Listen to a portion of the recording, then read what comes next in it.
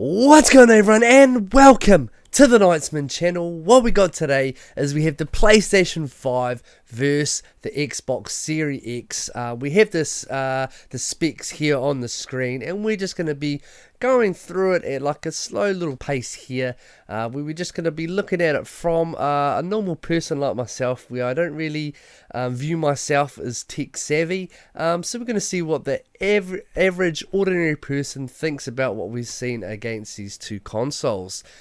So without further ado, make sure you smash that like button, subscribe, hit the bell notification, and yeah, comment down below what you think is the better console. But cracking straight into it, as you can see on the screen, we have the dev kit for the PlayStation 5, and then to the right there we've got the Xbox, which has been confirmed.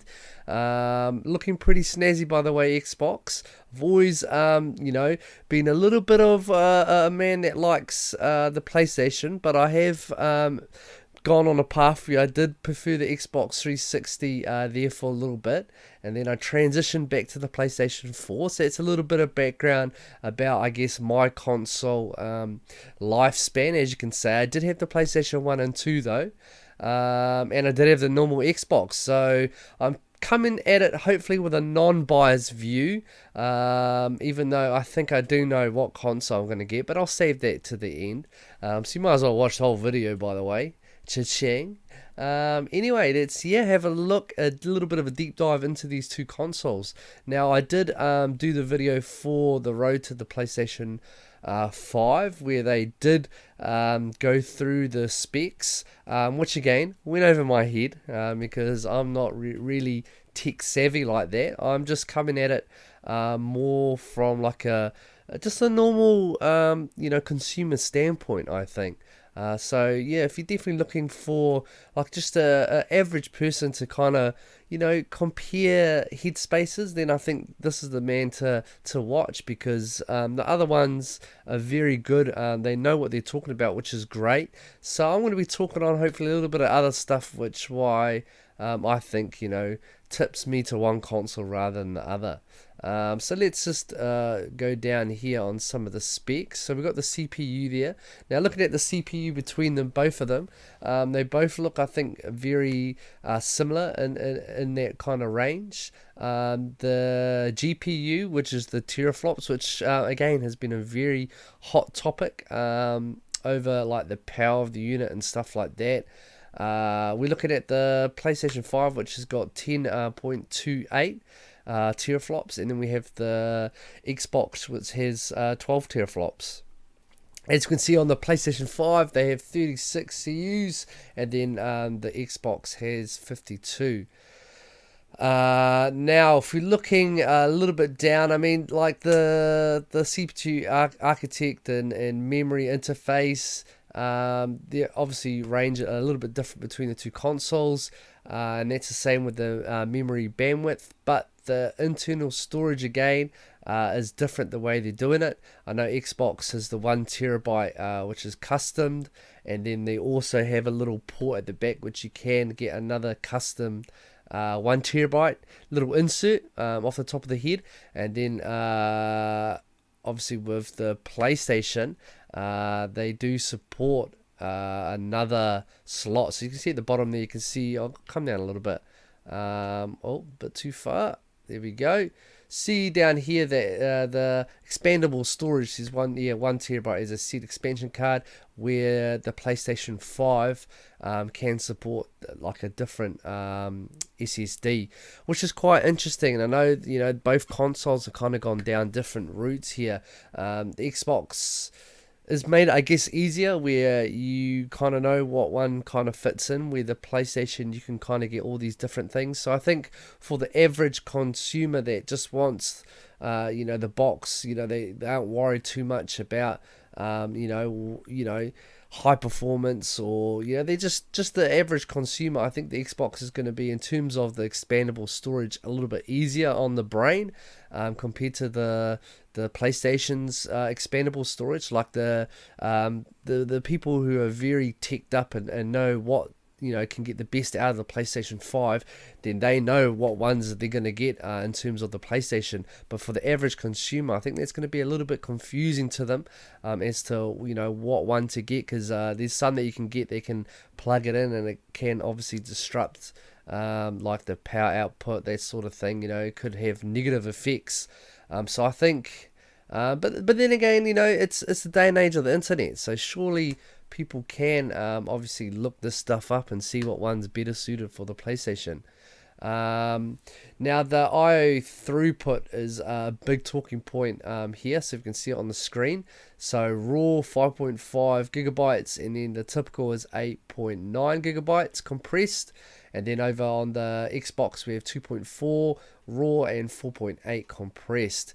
Now if we're kind of looking at both consoles, I think they have gone down different route, where I think like the Xbox, they've just smashed like a complete power of a beast. They've got it in there. I think at the moment, just looking through the different spec elements, that I think Xbox does have that raw power over the PlayStation. I think it is a more powerful console. However, this is my opinion. I think the PlayStation 5 might work better with less, if that makes sense. They're using it smartly instead of just putting raw power out there.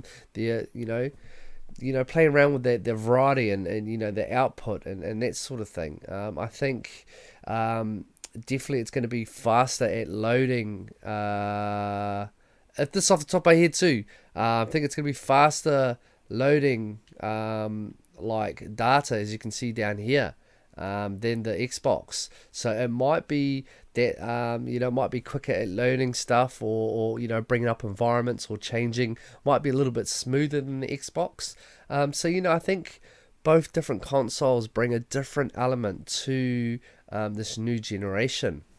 Now let's put the specs aside for a second and just kind of speak from a fan of consoles.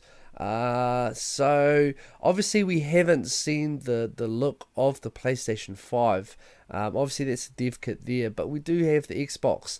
I think they've got two different routes that they're going down. Xbox has been very, I guess, out there with what they have. They've let people broken down their console and really they've really stated what the Xbox is about, where Sony, they've gone more of like a secret kind of vibe, where I watched that road to the PlayStation 5 and it did seem a little bit boring, just a tiny bit boring to me, because you were just harping on about the specs and there was nothing exciting about it. I was expecting like a boom, here we go, here's the PlayStation 5, throw it in my face, this is what I want, this is what I'm going to buy. But I didn't get that from Sony, or especially for this, that clip that I seen. I definitely need PS5 and Sony to really step it up and just have a trailer where it just blows me away. I want to see what it looks like, I want to see what it's capable of. We have now the specs. There's other videos out there which breaks down the specs a bit better than me. I'm not really, as I said, tech savvy, so I'm just going off what I'm reading. I'm just going off what I'm hearing, what I'm feeling. But, I'm feeling like these consoles are bringing different things. I'm going to say what I want from the PlayStation 5, because I think that's the road I'm going to go down, because I'm so harped up on this PlayStation 4. And I heard this might be coming, I want trophies to be tracked. I want to see the progress bar on kind of each trophy, because I think Xbox does that really well with the achievements and how you can do that. I'm a trophy hunter myself, so I'm really invested in trophies and in finishing games. So I think that aspect or into the interface on the PlayStation 5 will be great. Now we know that the loading times for some of these games are very, very painful, and I guess what was put across in the PlayStation in their video was that designers have a tough time when players transition from like a big area to another big area, or like different parts of the game. That's why you see elevators. That's why you see all these windy, like narrow, corridors, or like narrow paths, or like just blocks that kind of block the player up so it can load the next environment. I'm very excited to see that this is, that's going to be in the past. Developers are going to be, having a field day where they can have the opportunity to not be, bound by those limitations, and, having the ability to kind of do what they need to do to develop big wheel games and have them so smooth and load up so fast, compared to what we've seen so far in the current generation. I think it's going to be a huge leap in this console war. So I think that's going to be awesome, and I think they've both done it quite well. Now, from like a consumer point of view, I think it's all going to be done, or it's all going to come down to what you prefer more, or what the Sony or Microsoft bring to the games. Can come down to what sort of games you can get on different consoles. So like the God of Wars, the Fables, the Halos, that sort of thing. Those exclusives games which can steer people more to the console they want to buy. Or it could come down to the way the controller feels, the way that the controller kind of works. People like more the buttier ones that the Xbox have, or people like the skinnier versions of the PlayStation ones. Just the tools that come with the different consoles. Interfaces, again, it's another big one. I know that from previous dealings that Xbox is more in the entertainment space. So it wasn't just games. It was all these different elements, movies, all these different stuff that they wanted to kind of put in this box. Where I was always a gamer, so I steered more to like the PlayStation side, because the PlayStation side was more focused towards gaming rather than entertainment, which was the Xbox. However, I do like the design of the Xbox. I mean, look at it. It fits perfectly. It's not like chunky. It's like, I guess, a little little computer. Yeah, it does. It looks like a little computer, which is, they can just be like tucked away behind the TV, which is perfect. I think it's done really well in that design, and I'm interested to see what the PlayStation does like that. Looking at it from there, if it can't stand up, which I'm pretty sure it should be able to, just like any other PlayStations, but if it's a lying down console like that, it's pretty to look at, but I'm looking at my shelf now and there's limited space on it. So I mean, there's all these different factors that people need to kind of feel before they buy this console. I mean, are you a person that's going to wait to see until they both come out and then really compare them, or are you just going to deep dive into one of them and be like, look, it is what it is? I think another big point would be pricing as well. I think PlayStation, I got the feeling or the vibe that it might be around that $499 mark, because it costs about $450, I think, off the top of the head for them to make it, and I got no idea what Microsoft are pricing theirs at. Hopefully relatively the same. I think what Sony's doing is, I think they're waiting, to be honest. They're waiting to see what Xbox price up, and then they're going to kind of either undercut them, or they're going to, because, I mean, at the moment, they've got a more powerful console. So, I mean, if they set their price at $499 and then the PlayStation does, I don't know who's going to win. If, at the moment, from the average person who isn't invested in either console and they're like, look, I'm going to jump into a console, do they go for the more powerful one, or what they think is the more powerful one? Even though the PlayStation could run smoother, I think the only reason I'm going PlayStation is because I'm so invested in the games. I've already got a stockpile of PlayStation 4 games. I'm already invested in the console, so it's just a kind of no-brainer for me. However, I do want to see a good breakdown video on both.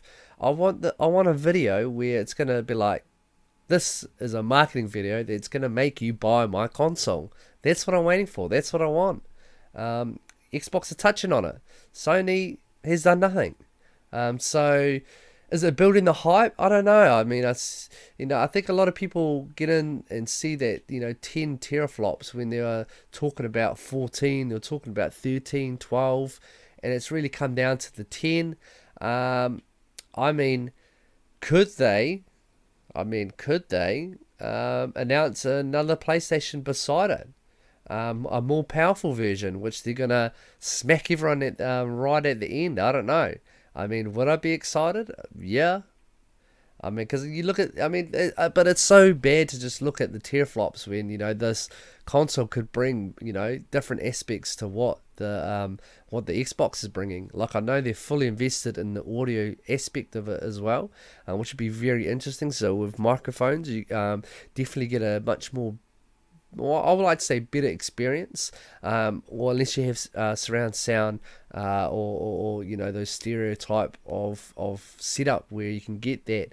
I think what they're really harping on is, like, if you want to hear an enemy, you want to hear it, it's right behind you right here. You want to actually pick that up by the sound, not just the visual. So I mean, I think what they're trying to do is really get players immersed in the experience. So I think that's what sells it for me, because I'm very story driven in my games, and I think that PlayStation 5 is going to do it.